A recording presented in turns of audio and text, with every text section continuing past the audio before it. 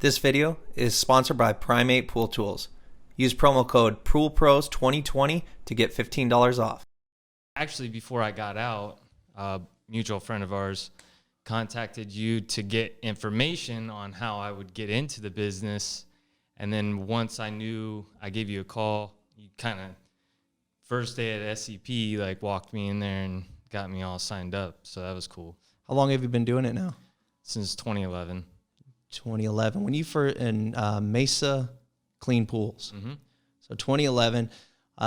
One thing that stands out specifically was you had a buddy that started a website for you, and that thing immediately took off. Yeah, it was pretty before its time. Now everybody has a website and everything like that. There was only a few companies with a website at the time, and I just so happened to know somebody that really knew how to tap into that, and my phone was off the hook, blowing up. I was telling him, hey, maybe you should shut it down until I'm actually down there living there, because at the time I was in the Air Force, so I was looking to get out, and he had already turned the key, and I was like, man, this is realistic. I can actually do this, and I was getting phone calls left and right. So you got into the industry not buying a route, not really paying money for marketing. You had a buddy help you out, no accounts, phone starts ringing, and then you just start acquiring accounts that way. Correct, yeah. So take me back to how you juggled that, or how, what you remember about all that. Well, I had a few summers of working under another company, Beyond Pools, and they had mentored me in like learning the ins and outs of chemistry and everything like that, and taking care of a pool, because I had no knowledge prior to that. While I was in the Air Force, I saved all my money. I said, I'm getting out. I knew it was a lower overhead business. I knew kind of the basics of it. And I had good people around me, yourself included, that if I ever had a question or anything like that, that's the cool part, is people were always there. I never was left on my own to really learn anything completely in the blind. Everybody, I could turn to a lot of people, and they would walk me through whatever I was getting into. So it was chaotic, more so the phone calls and the business coming in, that I thought, wow, it's a blessing. Everything's coming at me once, but I didn't really know how to manage my schedule, just because it was coming at me as I was doing everything, and I didn't know where to turn. So you're one of the few people that I've talked to that had an issue with not having a lack of work. You didn't have a lack of work when you started. It was an issue of, hey, I got too much work. I don't know how to schedule. This person's way over here. This person's here. Was that, we refer to it as second shift. Our first shift is we're out there skimming the pools, making water healthy. And then second shift is dealing with all the billing and entering your customers and putting your route together. So doing the second shift was your chaotic part.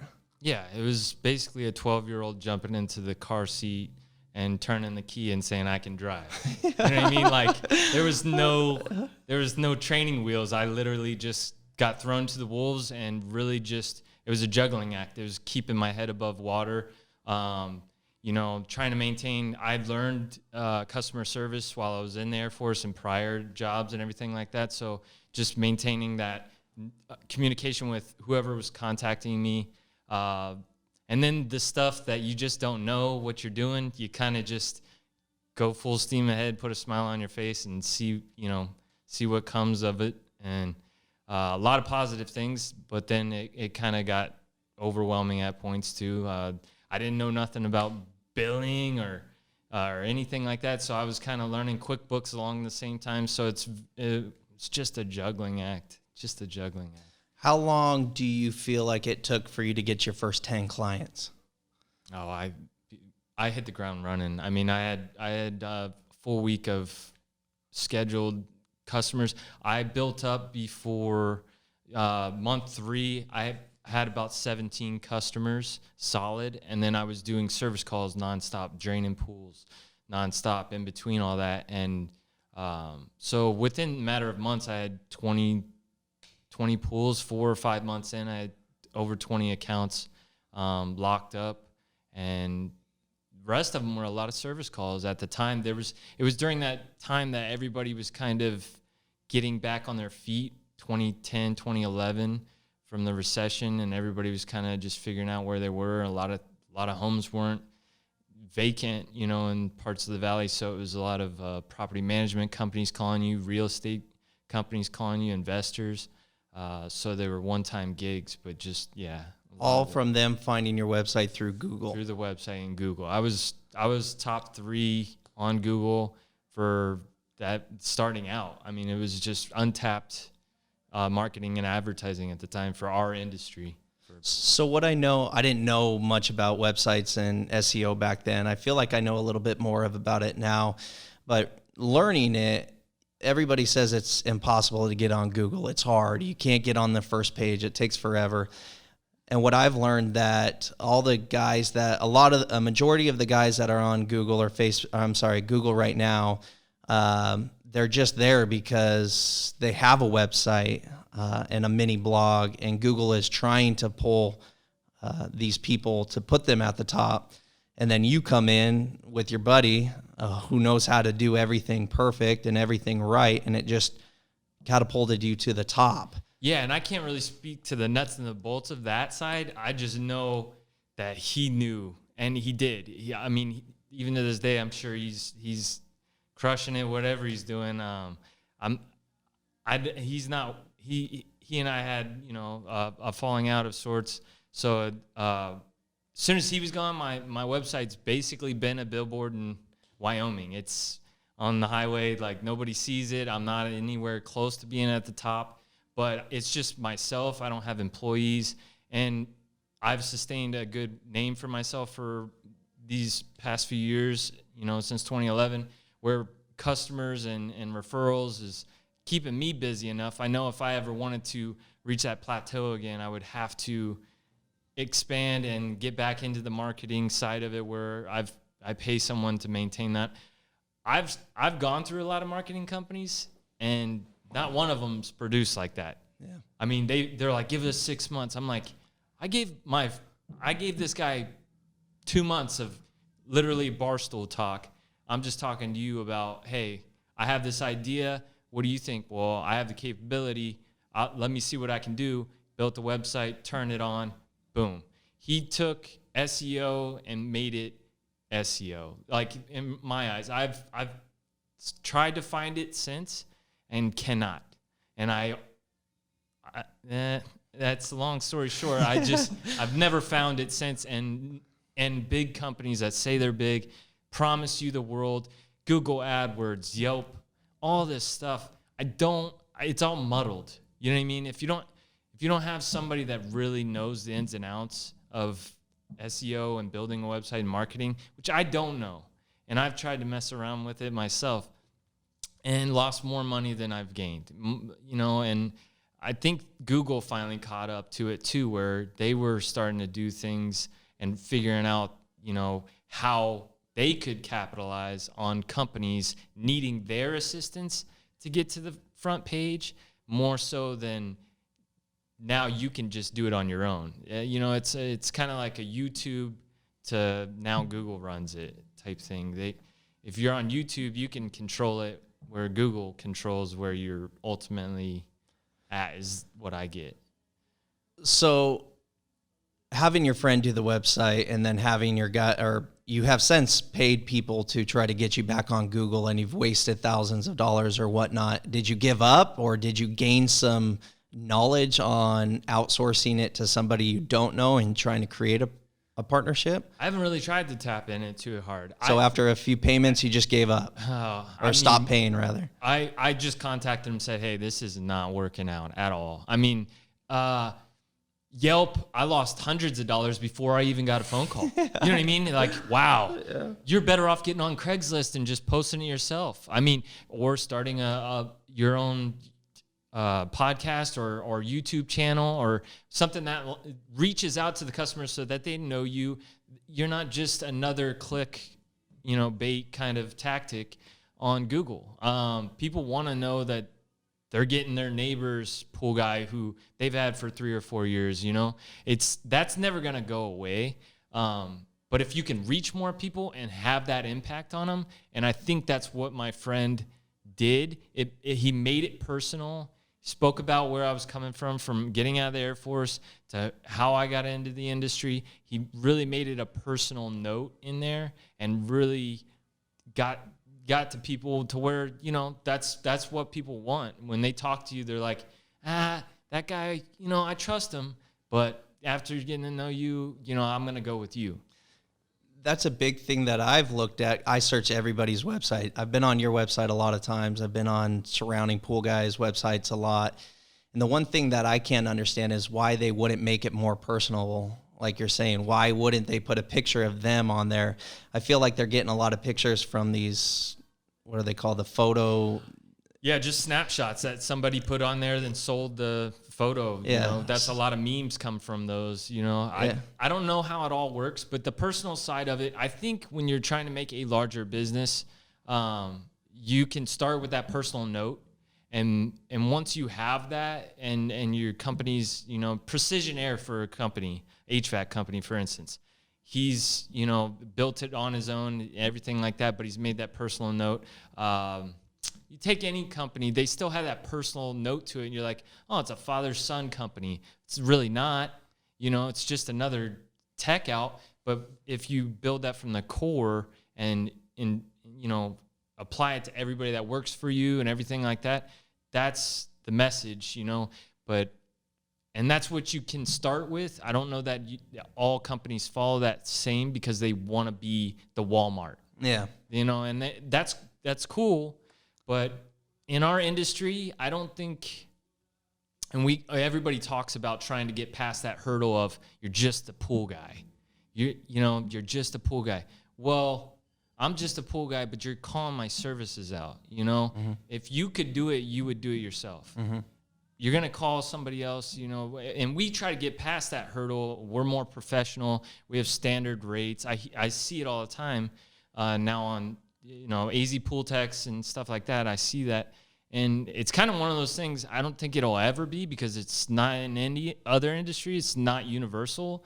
You're always going to have competition and pricing and everything like that. It's just if we could keep it rational, you know, and not undercut it, our own industry, I think that would be what we're aiming for. I had a conversation with my buddy Mike with Stay Fresh, and he talked a lot about, he's doing a lot of ads right now, Facebook and Instagram ads, and actually putting his picture. I've gone out and I've shot some photos of him. He converts it with text and stuff like that, makes it look super cool. And he says that he can't believe the amount of phone calls and attention he's getting off of it because it's real. It's really him. And he says that the clients, when he shows up, they're, wow, that was really you. I think that people need to understand that, especially in the service industry. Take a picture of you doing your work, put it as the main photograph on your website. Get hire a photographer, or your uncle or your aunt or whoever who someone knows how to use a camera.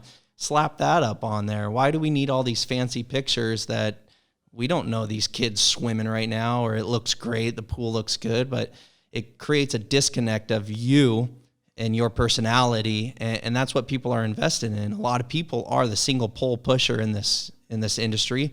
Why would we want to look like a Walmart where our company is so big? Why don't we just, I got 50, 60, 70 accounts, and you know, this is what I do. When you call the phone, you get me.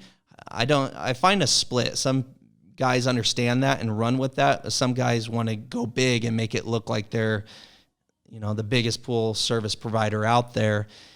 And even if you are a large pool service provider out there, why not just put some pictures of you and your techs and your trucks and your shop or whatever you got and advertise that? Parker and Sons. I mean, they still want to be the face of the company and they want to make it personal, but they keep it to that core of, hey, you're getting us. You know, when you're getting our techs, you're getting one of us. That's what they preach. I mean, that's their commercial. That's what they advertise. And to be honest, I've used them. And I think you do get that personal touch with them, even though they're one of the larger HVAC companies. Speaking on pool companies, I can't speak for that because I've never, owned a pool myself. But I service pools, and I've followed behind, like we all have, other companies. And I don't know what my word is on the street of my company or my service, but I know I can speak for myself, and I don't feel like it's muddled. But you follow a lot of companies that you don't hear the best things about. Yep. And that's going to happen. But I think to get to what you were saying is, why not make it that, whether you have 50, 70 to 500, is quality of, laborers that we hire. I have bad distaste in my mouth from hiring people. I've being small and not having the finances always, you hire somebody and you put all that effort into them, and it takes a while before the owner starts reaping a benefit from having a good employee. The first month, probably month and a half, that you train them and you put them out there until they're out there on their own, and you're not, babysitting or QA, QC all the time, and you trust that person. It's just like getting an employee. That's your customer. It takes 2-3 months for your customer to say, okay, they're not nickeling and diming me. They're not billing me. They're not telling me this is broke and it's not broke. They're just showing up. They're being here every time, like they said. Now we got technology where you can email instead of leaving a paper note in a skimmer basket and showing up the next week and seeing it. But people appreciate that personal note. They appreciate the email every time. Once you earn somebody's trust, you're good, and they'll speak for you. That'll be your, advertising and stuff. In my eyes, in that smaller sense, bigger companies, when you are, you got the nicest trucks, you got the nicest, wraps and cards and everything, but you got, dog shit employees. Yeah, dog shit employees, Melvins out there. Yeah. And they don't know what they're doing, and they break more than they fix.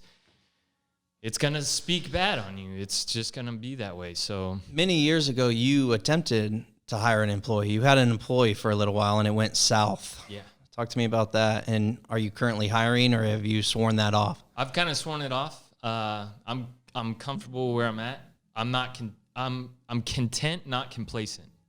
I want to be better always and do better and learn and maybe grow back to that. But hiring an employee years ago left me with fighting over T-shirts, getting them back from the individual. You know what I mean? Like, just petty. And it wasn't worth my time, and I had to regain, I should say, customers' trust after going through those trials and errors. So I don't like moving backwards to move forward as much, and I wish I've trained more people in this industry than I've hired. I have buddies that got out of the military. They have more accounts than I have. They have employees. Mm-hmm. They have multiple vehicles. They're doing better than me. What to say better, but they're growing in a way that you're not. Right. Not to say it's better. That was their business plan, and they're following it, and they're pursuing it, and they're doing well. I agree with what you're getting at. Is like not better, but just different. But that's where it's at. You either create your own competition because somebody says, oh, I think I can do this, or they want more money for the job they're doing, and you're like, do you want to move into my house? Like, I don't understand. Like, this is all I can offer. Yeah. It's just not possible. It's not possible.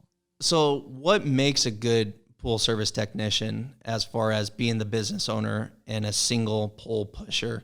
What are the steps that you're doing? I know you got a fantastic looking truck, but there's no stickers on it. It's just a great looking truck. You mentioned the email communication to your customers as far as your check-ins. What do you think somebody needs to do in this industry to succeed, even if it is just a sole member owner and you're out there netting all the pools? Well, you need to write down your goals. They're not real until you see them. So you need to write down everything that you're wanting to do, and then you write the steps. So whatever it is that you want to do, you want the wrap on your truck, get the wrap. You want the website, find somebody, screen multiple people for that, just like getting a wrap on your truck. You're not going to let Joe Schmo just put a wrap on your truck and then it looks like crap and you spent $1,200 or whatever. You're not going to do that. You're going to say, hey, do some research. Ask other pool guys. that's one cool thing about our business. I haven't ran across somebody like withholding information from me. If I ask them, they're always happy to say, yeah, man, this is what I'm using. Some people will approach you and tell you, this is what I'm doing. Take that information, use it, but write down what you want and really build on it and ask the questions that can get you there. There's stepping blocks to everything you do, and if you ask the right questions, you'll get the right answers. How important do you think it is to continue gaining knowledge in our actual industry about tools and ways to do things and water chemistry and stuff like that? Do you find yourself focusing more on that, or are you finding yourself focusing more on how do I better my business? How do I better understand my numbers? So on and so forth. Well, you gain knowledge when you do jobs, and you get to a certain plateau where now you need to go seek that knowledge. You need to sit down in classes. You need to go to these, events that will train you and teach you and set you up for success in that area. Or in my mind, and what I like to do is I'm not the master of all. And so I know what I know, and it's got me 9 years in. Sometimes there's somebody out there that can do it better and quicker and more efficient. And if you can help them make $1 and you make $1, do it. Essentially contracting out jobs. Exactly. And I'm not saying maybe you want to learn all of it. Just to know it. It's good to know. It's good to know. But if you're trying to master pool building, service, installs, repairs, everything, upgrade, yeah. You will burn out. You will not do the job in the time that you can do other jobs and actually make a profit. You'll spend more time, and time is money, and you'll waste your time. You can learn all you want to learn, but just know your boundaries. Know what you're good at, know what your employees are good at, and you'll be fine. But, sometimes you get ahead of yourself. Sometimes you think you can do everything, and that will drown you. You'll burn out. I find I did that. I wanted to be all things to all people in all aspects, and I burnt out. I wouldn't say quickly, but it took a toll on me and my attitude towards this business and all that. And once I started pulling all that back and focusing on small little niches in the industry, I started understanding and becoming a little bit more understanding about my business. What niches are you in? You could jump into tile cleaning, foundation work, acid wash, chlorine rinses, home warranty repair, manufacturer warranty repair, property management. I mean, there's so many niches within this niche industry. What do you find best for you? All those things. I know what I'm good at is the service side. Service and repairs, meaning motors, replums, layered surface stuff. I don't get into the reconstruction. I give that to the pros. You know what I mean? Like, I'm professional at customer service, servicing the pools weekly, filter cleans, repairs on motors, plumbing, odd and end things that break. I'll do, but I don't get into chipping away at your surface, your pool, and resurfacing. I don't have that knowledge. I haven't sat down and really learned that. Tile cleaning, I'm not saying it's expensive first venture, and you can screw up if you're not taught and trained by somebody. That's why I say find somebody. If you really want to do that, find somebody that has the equipment, is up and running, and is doing it. Otherwise, sub it out. Tell your customer, look, I know these guys. Check them out. I don't do that, but I know who does. Your customer will appreciate that you're upfront and honest with them. If you tell them you don't know something, they'll be pissed at you if you tell them you know it and you do a crappy job, and you waste their time and money, because they're going to have somebody come in and do it, or you're going to have somebody. So don't do that. Just don't do that. So take me to the side of understanding your business, the numbers involved, profit and loss. How much do you find yourself indulging in that? All the time. I mean, you lose sleep over those things. I mean, that's what any business owner thinks about 24/7. I mean, I don't have a family or anything. I'm married, but I'd probably talk my wife's ear off about all that stuff. Yeah. She'd probably tell you better than I could. But I would say some things that you would want to research. There's a book out there called The Millionaire Pool Man. Read that book. It has a lot of useful knowledge for our industry specifically. There's a lot of good books out there that you can read to better and improve your business, because the hardest part about, earning a better life after so many years of doing this, you kind of get in your own way. You think, I've been doing this so long, I can't raise the rates on my customers. Or I don't know what to charge here, what to charge there. That's another thing. Ask around for that. But, just always trying to gain that knowledge of how can I make more money doing what I do, because now I'm more efficient. The more efficient you're at it, you could do more and make more money. You are one of 2 pool guys throughout my entire career that has shared the same interest in that book, Millionaire Pool Man. When I first started, a buddy lent it to me because it's like a $500 book. Yeah, it's not cheap. It's not cheap. And when you're first starting off, even now I want to buy it, but a $500 book is a $500 book. But you and I share the same enthusiasm for that book. What do you remember about that book? What have you taken from that book and applied to your own business? Well, a lot of simple things that you would think would be common sense without reading it, but then you read it and he puts it in the context. Just from notifications to people, hey, we're raising our rates and here's the reasons why. Simplified to the point, and people very receptive of it. Just that in itself, just how to approach raising rates or doing anything. One thing I tried was letting my customers know, hey, chlorine tabs this summer, if you don't mind, they've gone up. If you would like to purchase them yourself, or that was in the book.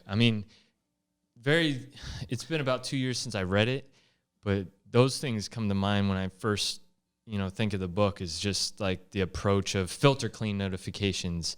Everything is just like, when you hesitate, you don't know how to write that email to your customer, you don't know what to say and just get to the point because your mind's on 4 or 5 other different things. It really just makes it simplified. And yeah, a lot of it's common sense in the book, and $500 is $500. But if you read it, it'd calm you down, because the hardest thing is to calm yourself down and pull the trigger. Do you feel like you're more on the anxious side out there at work? All the time. Yeah, I share the same thing. I'm always anxious, and you got to calm that down, because that's probably affected my business over the years, especially with having employees. They could probably feed off of it too. And we talk what, once or twice a year? Yeah. The last time we talked, we were talking about rates, your service rates. You were going through and thinking about raising them. You tried that. You didn't like it. You didn't get a good response on that. And then you were talking about doing the chems, the service plus chems. So charging the customers for the chemicals and remaining the same on service. Where are you at with all that?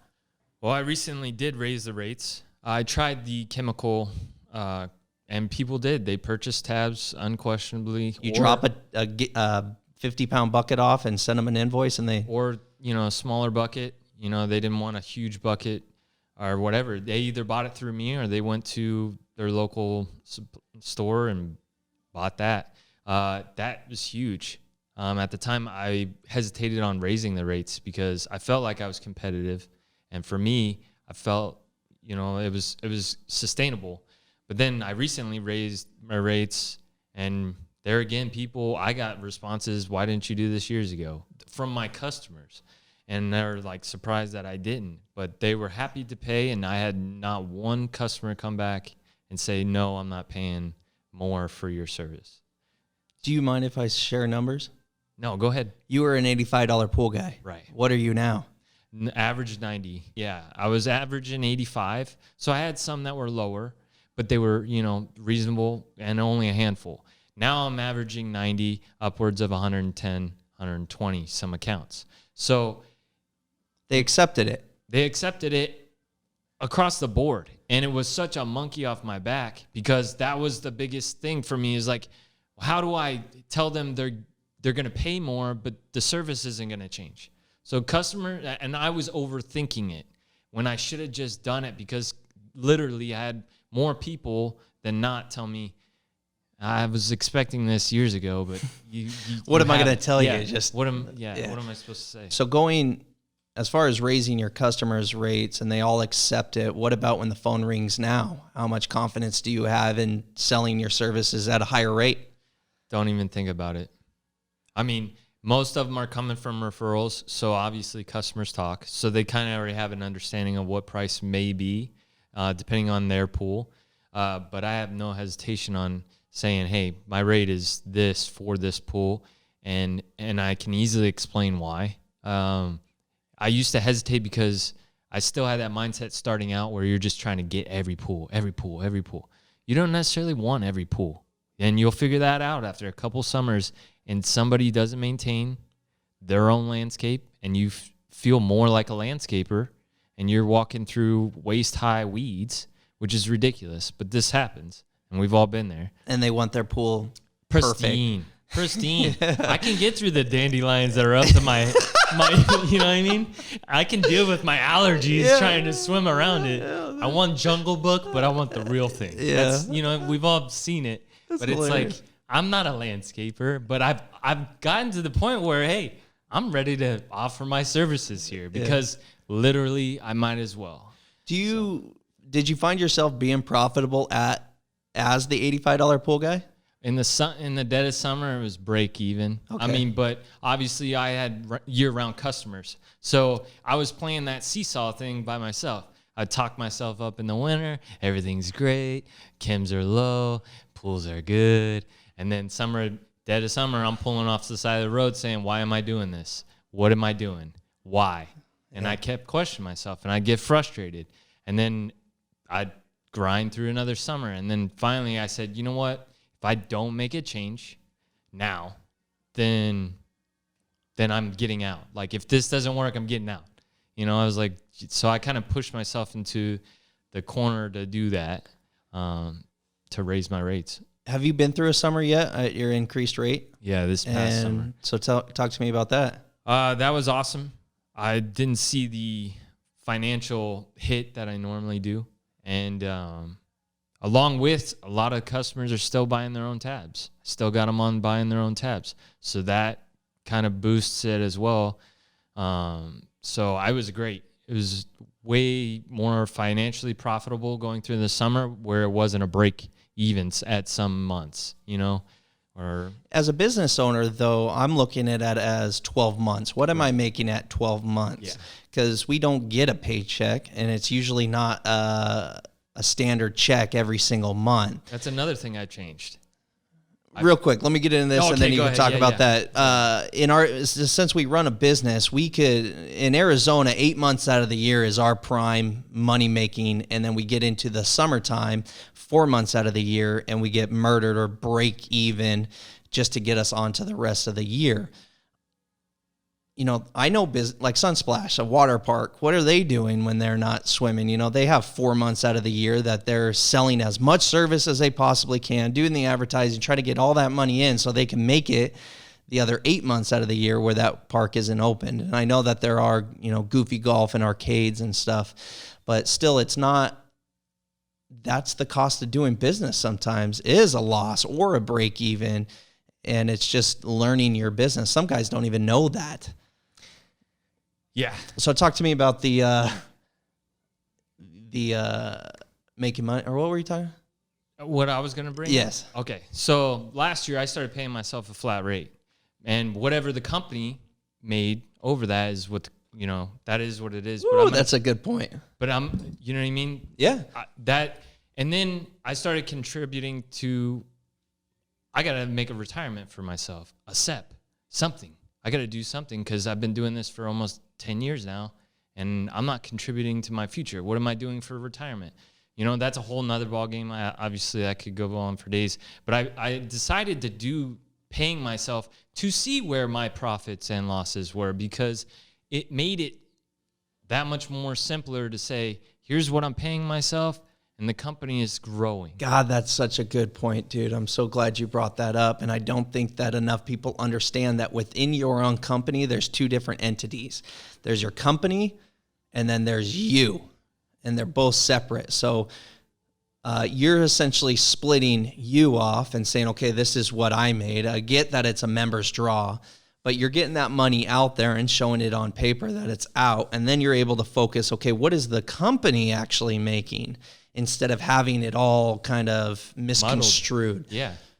It makes the month-to-month balance and, a lot more. It's simple, but it's also just common sense. It's almost like, yeah, you are an employee. You've always been an employee, but you said, well, it's just me, so why not just pay out, here and there? You got to get in the mindset of paying yourself so that every month you're going back and looking at the business. How's the business doing? How's the business doing? If I'm not growing in my business and I'm breaking even paying myself, the hell am I doing? What are you doing? Yeah. You need to go get a second job. So have you ever done those numbers, realized that, hey, the company made money, we're going to leave that money in there. Next month comes by, you're paying yourself. Company makes money again, and you're building this capital in your own business. Have you ever said, okay, once I get to this point, I'm going to make this investment or do any kind of advertising or buy a that I truck? did this. Okay. So do you have a plan for that leftover funds in there? Going to the SEP, going to the retirement, going to the Roth. God, I love it. Yeah, it's all going to investments in the future. My wife and I, we set up 2 Roths. We have our mutual funds that we're contributing monthly, like a car payment. We got on the Dave Ramsey bit. I don't know if you're familiar with him, but we got debt free. We only have our house.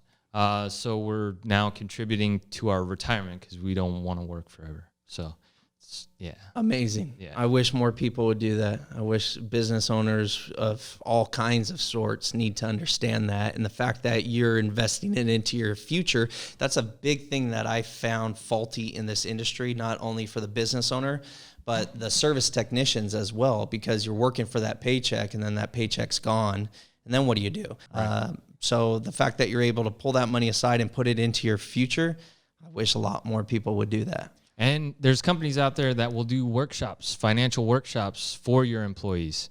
They'll come out and teach your employees how to do these things, and it's free. So you should, if you do have employees and they've been with you for years and they're key employees, why would you not want to keep them? How do you incentivize them to stay with you instead of cutting ties, saying, I'm breaking even here, I don't see a retirement of any sort? Barely make health. If you're given health benefits, how can I better myself? Well, here you can. So, and maybe you can match if you're doing well enough as a company. Maybe you can help them in that aspect. But other companies are doing it, so why can't you? Yeah, absolutely. Referencing back to the book for one more point, do you remember the inspections? Yeah. Okay, so that's something that I took into my business, and we ran with it for a long time, and it brought in a lot of cash.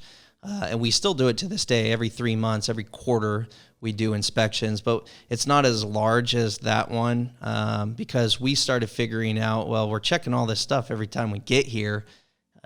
When this breaks, we're just going to let them know when it. So now we kind of take it down. So in January, we'll test CYA levels. So January, February, March, we're testing and then executing on the drain or the reverse osmosis of the pool water. And then the next quarter, we'll test all phosphate levels, and then we'll execute the phosphate level, treatments the next 2 months. And then we'll follow up with filter cleans right after that. And then that gets us to summertime, which there's no excuse for having green pools in the summertime. So if a green pool does pop up, we go out there, test the chlorine's accurate, the pH is good. It got dirty or it started turning green because of phosphates or because the CIY level is too much or because the filter hasn't been cleaned. We can go back and reference, hey, we told you, customer. We told you again, customer. And then we told you a third time. So we're not, there was plenty of times that a pool would turn green because of the phosphates. I didn't notify the customer of those phosphates. So whose fault is that? Is that our fault for not informing? Or is it the customer's fault because, hey, it's your pool? Yeah, I hired you. Yeah. So do you think that we need to take a little bit more responsibility when it comes to servicing these pools and checking the X factors as far as the underlying issues, and not just going in and, your pH is good. Yeah, we're going to adjust that. Chlorine is good. Yeah. I want to filter clean at the end of this month too. So be prepared to pay me for that. How much effort are you putting into your pools for proactive, being proactive? Yeah. Preventative maintenance. Great topic, and great that you took it upon yourself to do notifications. That's going back to master of many. I'm not master of simple, but there's other people out there doing it. So these apps that, I don't know if you use any of the apps. I use Skimmer. Okay. Skimmer has a format where filter cleans, phosphates, you're treating them, you're showing the customers what you're adding, you're showing them their CYA levels, you're showing them pH levels, showing them how much chlorine you're using, how much acid. It's amazing. It takes all the thought out of it, and it goes right to them every week. So then I go back, and it has a history, and I say, hey, it's now March. I'm sending out a notification to everybody, a mass email. Hey, just letting you know, I'll be contacting you for pool drains and anything like that. So that, it kind of took that away, and already somebody had that thought. So I'm using that as another tool in my book. So I'm glad they have that, and it's cool that you started doing that and you saw profits, because that is the hardest thing. Communication is the key to success. Your customers don't know until you tell them. They're not there every week frustrated in the middle of summer saying, man, this pool's turning green. Hope, some guys are out there, I hope they don't notice. They're waiting for the customer to really nag them, and then they'll take care of it. Then whose fault is it? You're going to sit there and get an argument over it? No. You're going to say, okay, well, now that we're dealing with this, you're just dealing with it. Where preventative maintenance is, hey, let's get ahead of this. Summer's right around the corner. Do you really want to see your pool with this condition in the summer? No. Do your customers take that information, or do you find your customers saying, yeah, I don't want to deal with ceneric acid levels right now? I think it's all in the approach of it. You have to educate your customer. They don't know what phosphates are. They don't know what CYA means. They don't, what does that mean? Well, you got to break it down in layman's terms. Hey, your chemical use is going to go up. I'm going to have to shock it every week just to make it even, sustainable. And you're not going to want to swim in that. Your kids aren't going to want, break it down and really just talk to them and ask them, hey, do you know this? Do you know this? Ask it in a question. If they don't know it, educate them. And then once you educate them, then they'll be like, well, what do we need to do? They'll start asking you the questions. So sometimes you got to approach it, just be layman's about it and just be straightforward with them and know your customer. I mean, you're not going to get them to drain their pool. I haven't drained it in 8 years. It's been fine since I've had it. Well, and sometimes it does remain fine. Yeah. Sometimes I have pools with high CYA and phosphate, haven't touched their filter. Yeah, my pool's fine. And, well, son of a gun, it sure is. All through summer, it's fine. It's like, damn, what the hell's going on here? And you guys, or whoever listens to this is just going to lose their mind. I had a customer, a snowbird, doesn't live here like majority of the year. Here a couple months, here and there. 2 hours a day, the pool runs on a regular timer, not a variable speed, 2 hours a day. Has a negative edge, which we all know negative edge is, that's like a little bucket of water. It's going to turn green. This pool ran for 2 hours throughout the whole summer. He would not let me change it. He goes, you change it, we're done. And I said, well, if it turns green on me, right? Yeah, we're done. We're done. Yeah. That was our agreement. Yeah. It was a gentleman's agreement. And it did not turn. It was the least troublesome pool I had all summer. Not a lot of foliage around it. Had a great view. Everything was good. And it ran for 2 hours. Never adjusted it. I might have put off tab once or twice when I added, chemicals to run for an hour or two that day of service. But I never bumped it up. And I was like, I never had a pool run for 2 hours. So every pool is different. And every customer is different. So you got to approach them all kind of, just know your customer, know your pool. Know your customer, know your pool. I love it. You are one of few people that have been on two different sides of service industries or service providers, because you went into, or you started learning about AC or refrigerant. You went to school for that. Yeah, I went to RSI. I got my HVAC while I was running my business. Yeah, so why would you go from pools, servicing pools? That's a huge thing in this industry, right? We often refer to, I'll do it like the HVAC guys, or wish we didn't have the expense like the pest control people. And you went into that world and learned about that world. Why did you choose to come back here? Well, I always consider this like a marriage, and I don't really want to divorce it unless I have to. When we were talking about finances, that was kind of my last straw. I was just like 1 foot out the door.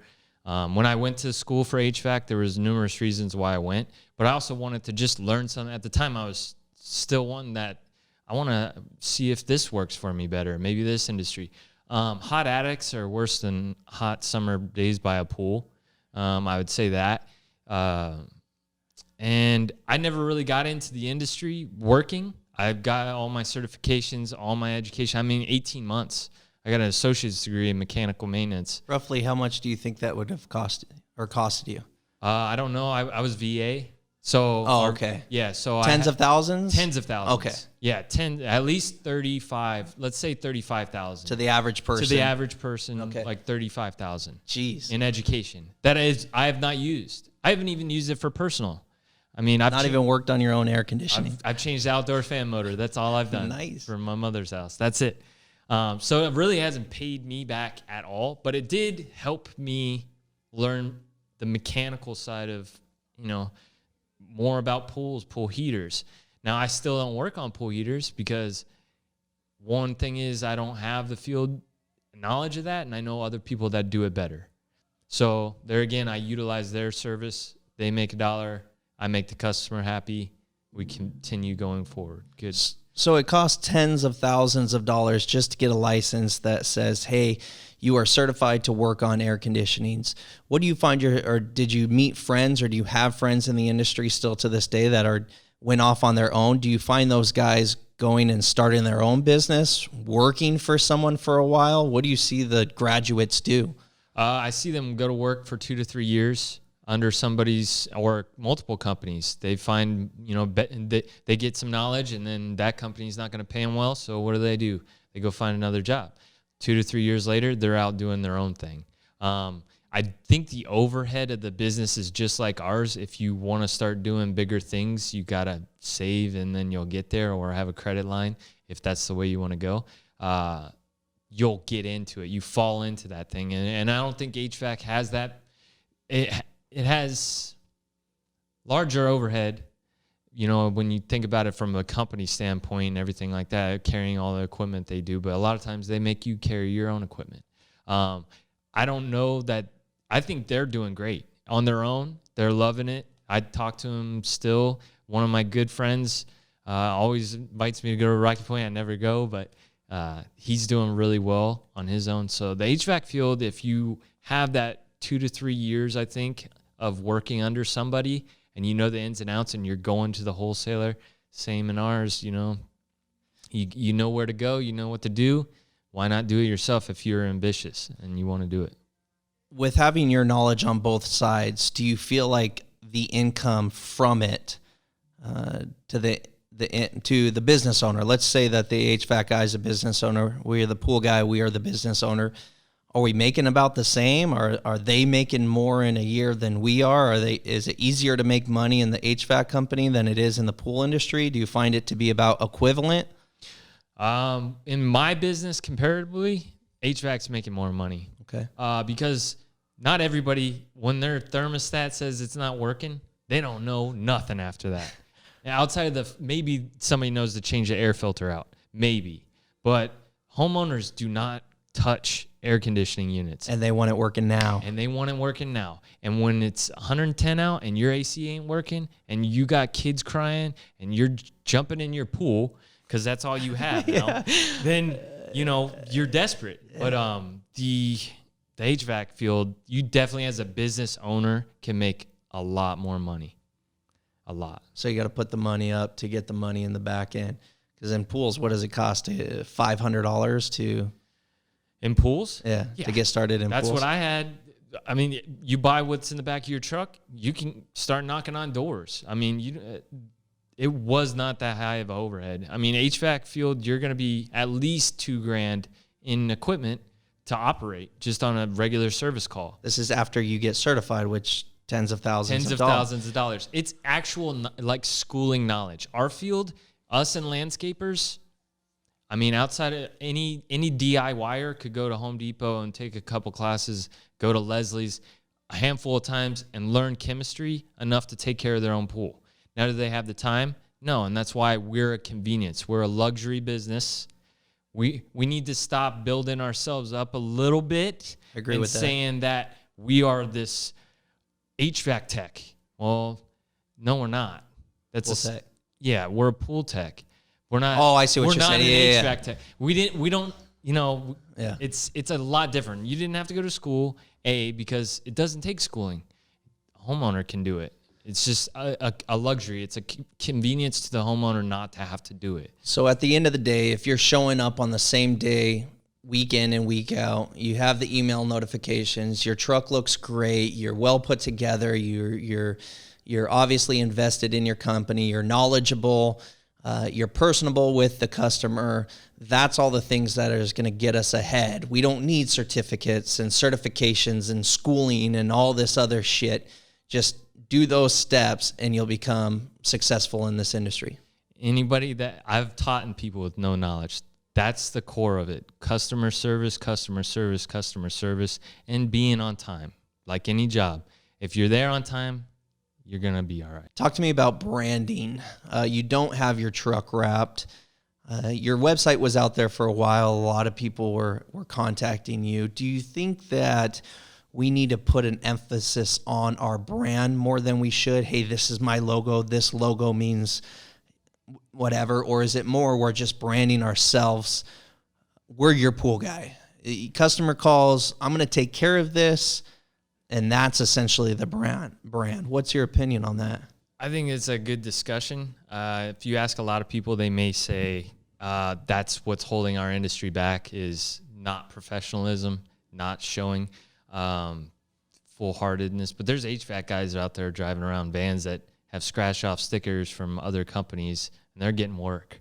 So it really comes down to the customer service and do you know what you're doing? Do you know how you're treating people? And then that'll speak for you.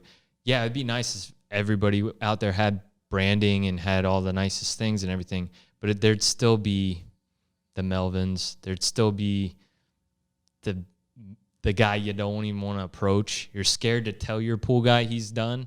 You hear about those stories? Yeah. Or, you know what I mean? Yeah. And then, or he shows up, doesn't show up, blah, blah, blah. Well, that guy could be driving around the nicest truck in the world and be the nicest guy. But if he's not showing up and doing the job, they're not going to keep you.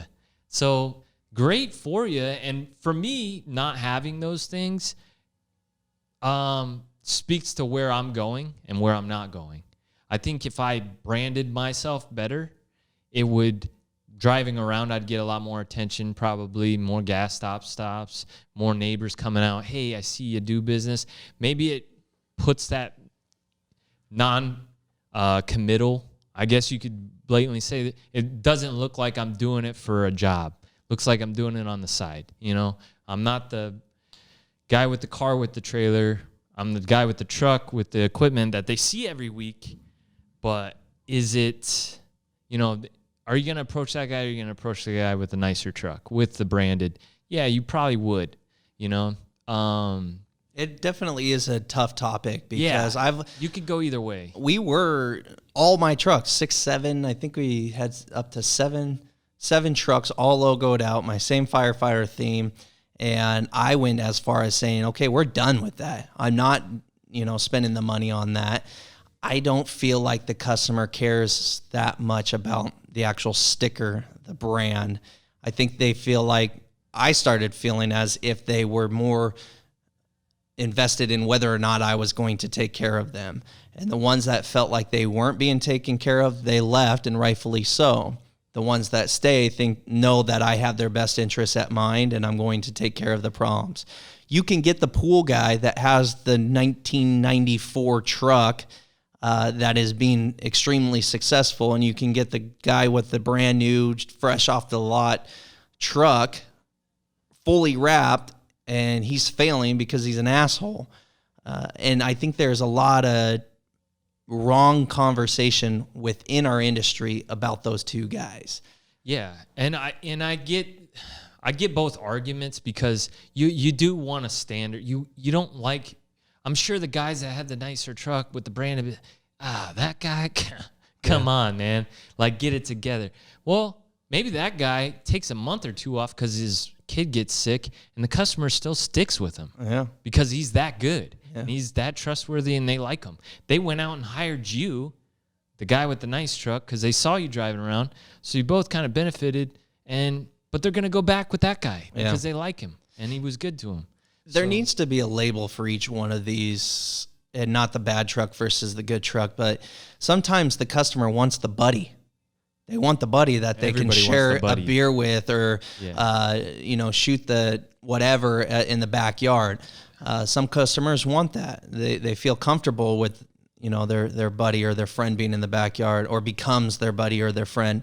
Some people just want, hey, if it's 9:00 at night and I send you a text message, I want you to answer it. I want that interaction. I'm not going to, you don't want that customer that takes advantage of that. But, hey, I'm not going to be here tomorrow. The gate's locked. Please skip my pool. Rather than, oh, you need to send an email or call during business hours. And I think those come with the ebbs and flows, and you personally figuring out where your boundaries are so you can teach your customer. You got to teach your customer. You can't say, you can say, hey, I used to be a single guy for years doing this. I'm a single guy. Hit me up anytime. Cool. But then now I'm married. I'm doing stuff on the weekends. I got things other than my own life to worry about.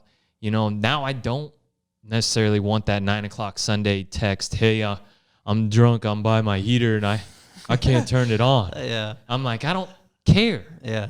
I used to just brush it off and be like, cool, I'll walk you through it. Give me a call. Now I'm like, that how rude of you, Yeah. But I don't approach it that way. But now I think it's justified. Yeah.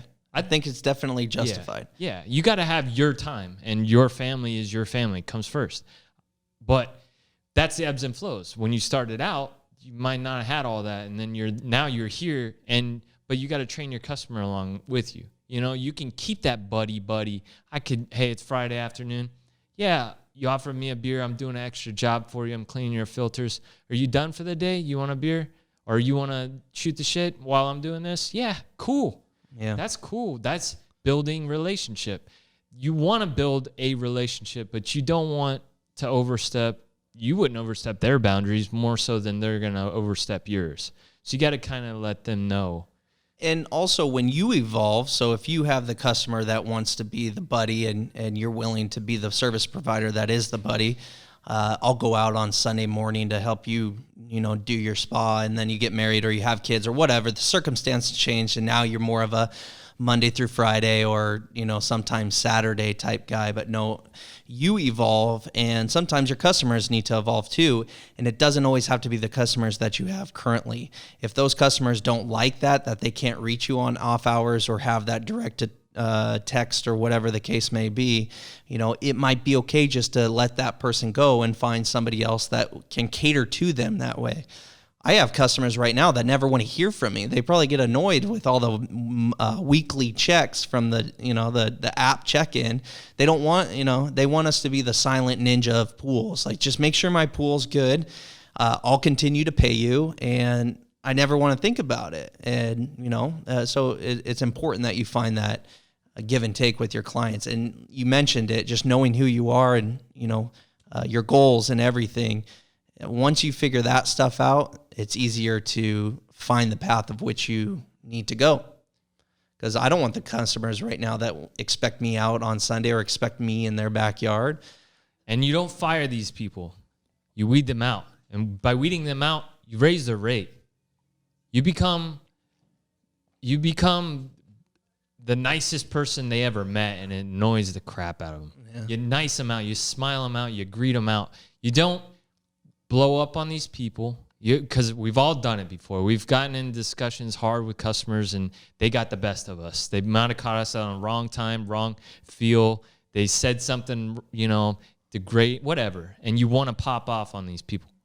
No, you don't fire these people. They're going to go talk real bad about you to their neighbors, to their coworkers, and then that's going to go a lot farther. And you'll rarely hear from the person that never wants to hear from you, and then the one time you blow them off, you lost 2 neighbors with them. Yeah. Because you went off on them, and they went across the street and told their other neighbors, hey, did you know so-and-so? Yeah, he services my pool. Yeah. Or simply having the conversation with the homeowner our biggest one that we're having with employees is, and not so much anymore, but we serviced your pool on Tuesday and your vacuum's not working on Friday because the storm came on Thursday or whatever.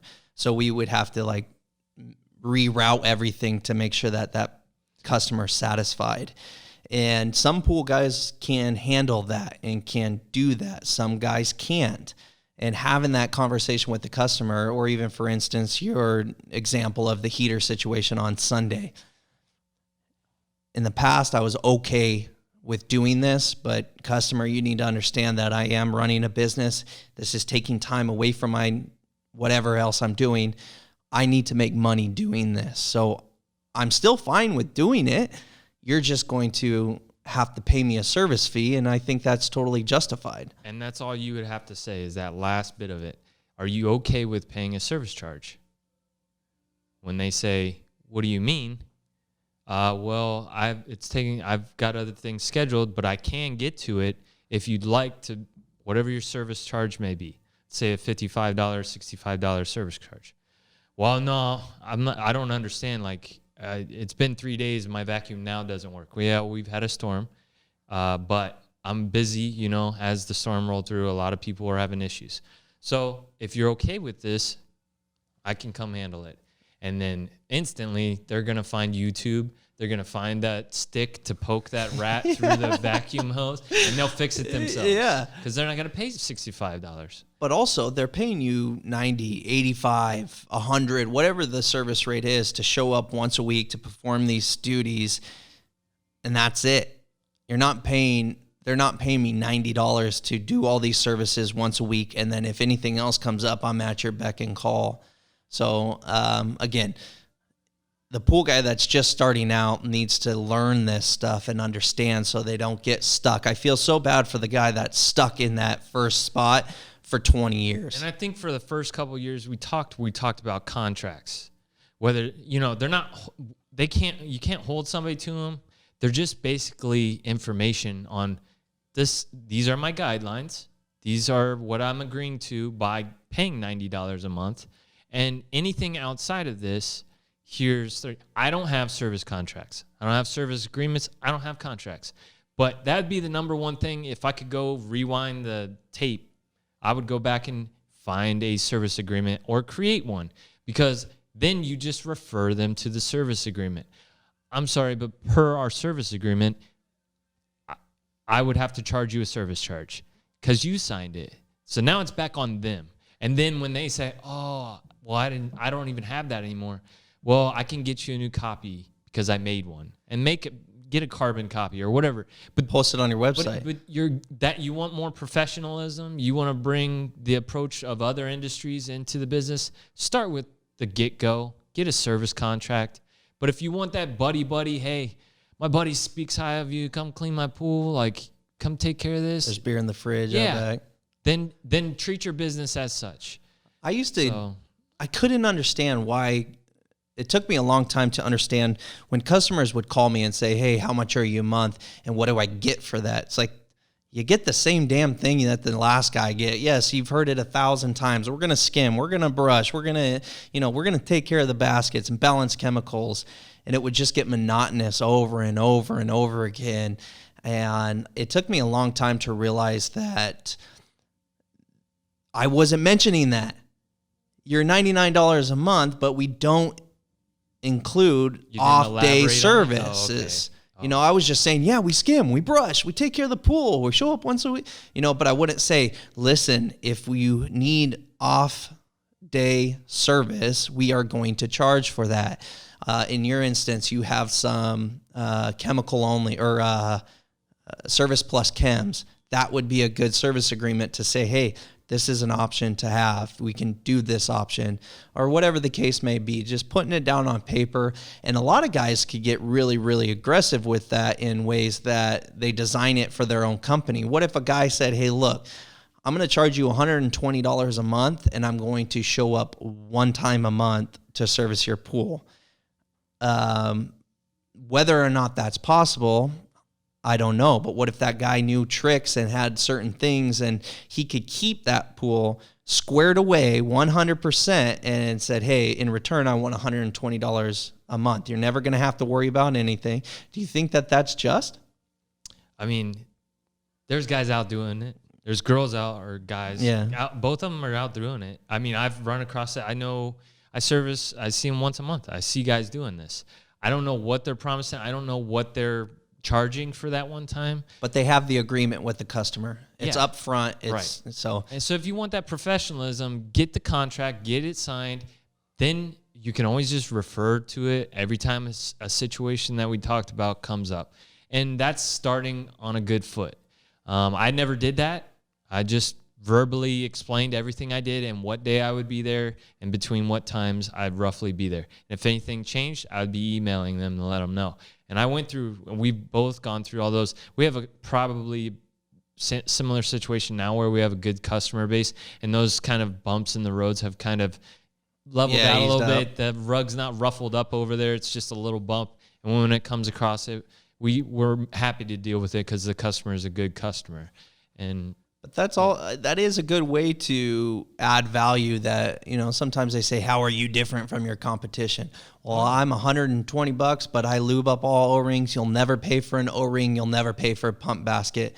You know, somebody could look at their business and understand, hey, the majority of everything that's going wrong is just O-rings and baskets. So why not just charge a little bit extra and include that?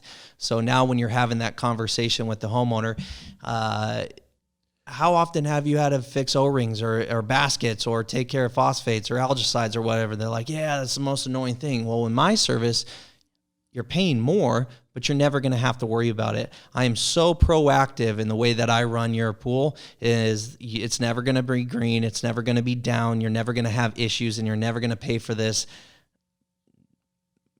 lower end stuff. You know, when a pump goes out, obviously we're going to charge you for a new pump, but that's awesome too. And I know guys out there doing that, and you may be doing that now. No, I'm not. No, I just sent them out. Go clean this damn pool, son. No. See, well, I don't do that. I keep it simple, stupid. I'm going to do what I said: skim, brush, empty the baskets, backwash, and I'm here. Chemicals included. Boom. That's it. Anything that comes up, a Jandy O-ring, anything like that, I notify them, hey, I'm doing this. This is what it's going to cost. Whether it's I text them, they prefer text, call, email, whatever the case may be, let them know ahead up, and they'll pay me. I've always done it that way. I've been stiffed. I've been, gone through those. I'm getting the money up front. Nobody's going to give you the money up front all the time. Mm-hmm. They're going to find the next guy, because a lot of times that's what I say. You got to get to know your customer. You got to get to know your pool. You got to get to know what you're willing to put up with. If you know you can't afford to go all in and put in a new motor and expect them to pay that day, and they might pay in a week and a half or 2 weeks when they get paid, then, set your standard. Hey, I'm doing this job half up front. Play it by what you need and what the customer is willing to do. And, set guidelines however you want to do. If you want to do standard stuff, that's why I say contracts are good, because you can just refer back to them. The more you elaborate, the more you start walking around in circles, people lose you. They have an attention span of about 10 seconds. But not. And they're out. Done. So talk to me about your future in this industry. What are you thriving for? What are you striving for? Where are you going? What's your plan? Well, I'm doing what I'm doing right now. I'm actually doing other things. I've gone to HVAC school like we talked about, tried real estate, and then I'm doing other things. Like I'm doing other things on top of maintaining the customer base I have. And if I grow, I grow. But I'm not out there advertising currently. I'm not going out there and banging on doors or doing anything crazy. Just doing stuff like that, like life insurance, trying to get my life insurance license, and then, yeah. So if something comes up, or if the life insurance or the real estate or even HVAC comes up, are you good to jump onto one of those? Yeah, I signed with Primerica. Trying to get two investments, get my securities license and get my life insurance license, so that I can start sitting down and kind of do it in a Dave Ramsey thing with close friends, family, whoever will be willing to sit down and talk with me. That's kind of where I'm headed on the side note, because as you know, I broke my back in this industry, and I've just got steroid and cortisone shots in my back just to tie my shoes in the morning to get up and do this. So I got to start hedging my way to something a little less laborsome. And that's okay. And that's another really good thing about this industry, is that you could enter it and exit in any form, any part of your life. Some young kid that wants to get up and go, start making a decent living for himself, whether he's working under someone as a W-2, 1099, or starting his own business, he could get into this industry, make money, and get him to the next spot in his life. On the way flip side of that, you could have somebody that put in a 30-year in law enforcement or military or whatever the case may be, and now they're retired and they want to do something with their time, so they enter this industry and make a remaining living for themselves. Where you got the guy that just stays in this from his early years and goes all the way through it. But it does allow a lot of freedom if you handle it correctly, and if you take care of your customers and take care of your business. So I appreciate your time talking to me. Good friend. Yeah. Now let's go see if any zombies are walking around from this coronavirus. Oh, yeah. Wash your hands. Pool boys out.